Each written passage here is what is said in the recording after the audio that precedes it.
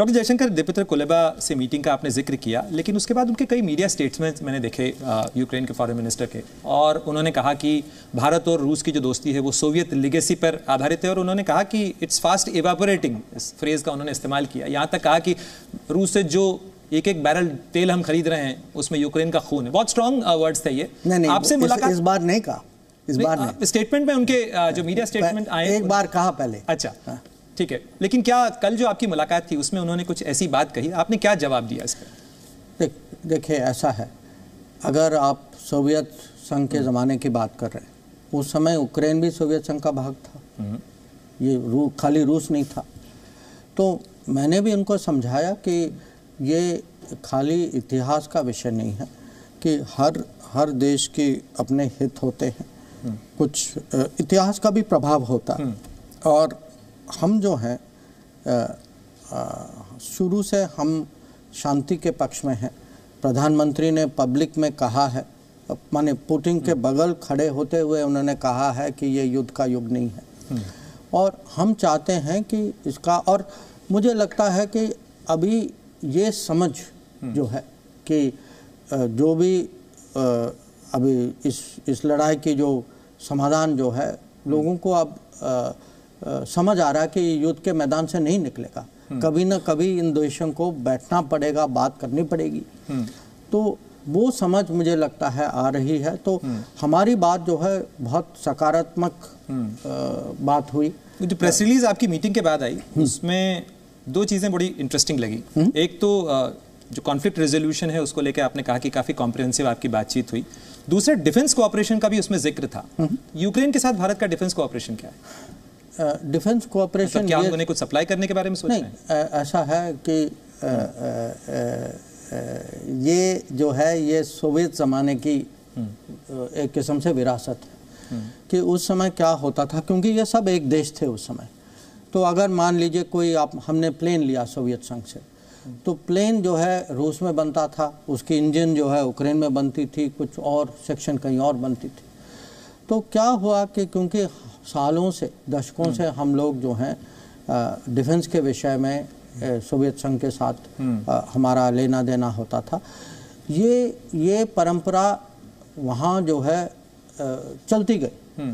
अभी भी माने अभी भी कुछ ऐसी चीज़ें हैं कि रूस इसका कुछ हिस्सा देता है, यूक्रेन कुछ हिस्सा देता है। ये माने हम 30 साल सोवियत संघ अब 1992 में ख़त्म हो गई, उसके बाद ये स्वतंत्र देश बने।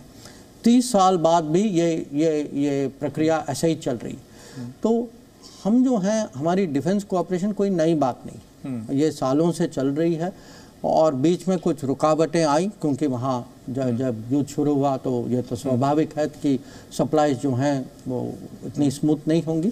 तो ये चाहते थे कि, और हमारा भी इसमें इंटरेस्ट था कि जो पहले का संबंध जो है, पहले जो कोऑपरेशन जो होती थी, इसको हम आगे बढ़ाएं। सर, यूक्रेन का चूंकि जिक्र चला है, यहाँ पे फर्स्ट टाइम वोटर्स हैं, बहुत सारे स्टूडेंट्स हैं, इन्होंने वो ऑपरेशन भी देखा होगा। और इनफैक्ट मैं उस समय यूक्रेन वॉर कवर कर रहा था, मैं वहाँ था उस समय जब इवैक्यूएशन ऑपरेशन चला।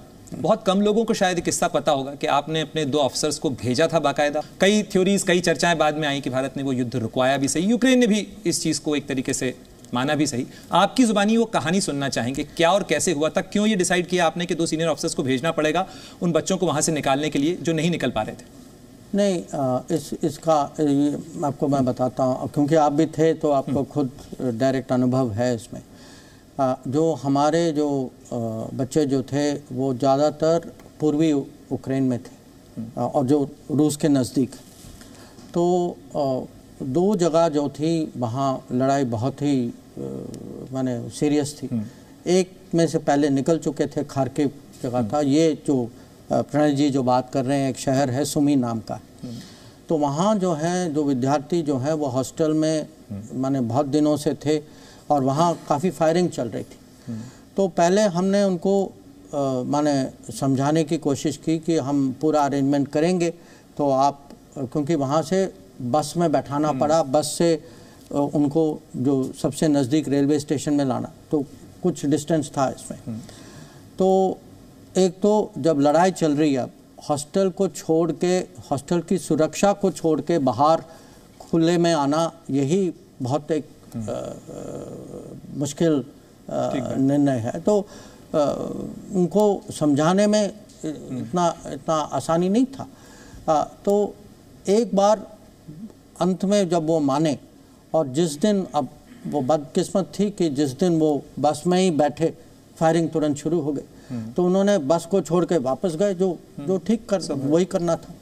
तो अब उनको किसी तरीके से हमें एक बार और उनकी जो मैं कहूँगा कहीं विश्वास और जो हौसला बढ़ाने के लिए हमने सोचा कि अगर हम अपनी ओर से किसी को नहीं भेजेंगे तो ये लोग जो हैं वहीं के वहीं रह जाएंगे, और हमें उनके बारे में चिंता थी।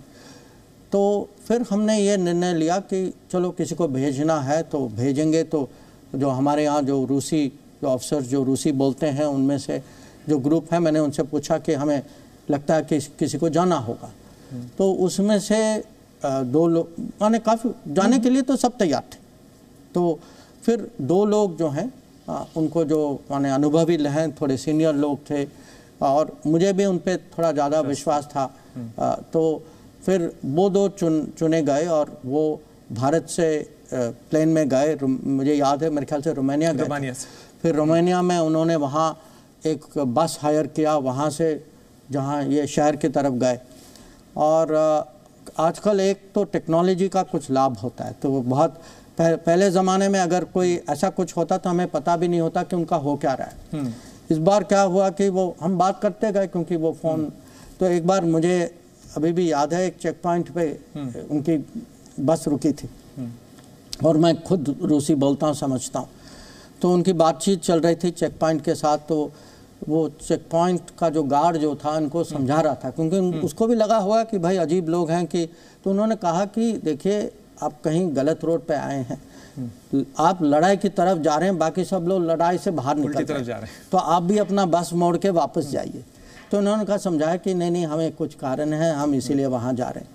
तो अंत में वो वहाँ तक, वो सुमी तक पहुँचे, और मुझे लगा उनके होने के कारण जो, क्योंकि बस ड्राइवर भी डर रहे थे, क्योंकि वहाँ जहाँ फायरिंग चल रही थी वो भी जाना नहीं चाहते थे। तो एक तो बच्चों को लाना था, पर लाने के पहले वहाँ ट्रांसपोर्ट भी अरेंज करना था।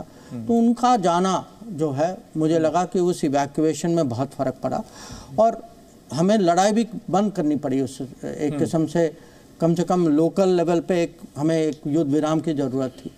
तो खुद प्रधानमंत्री ने जो रूस और यूक्रेन के राष्ट्रपति से बात की, मेरी भी बात हुई इन्हीं से जो कल जो आए थे, और फिर उन्होंने हमको एक कॉरिडोर दिया। उसमें भी थोड़ी सी प्रॉब्लम हुई, क्योंकि वो उन्होंने जगह के नाम दिए, तो कभी वो थोड़ा कन्फ्यूजन था कि, क्योंकि कभी कभी उसी नाम के 2 जगह होते हैं। पर अंत में सब ठीक निकला। हमने कॉरिडोर मैपिंग बनाया, उनको बस में फिर से बिठवाया, नीचे लाए, फिर ऑफिसर्स उनको रेलवे स्टेशन तक ले आए, और सब माने सेफली भला सब भला। हाँ।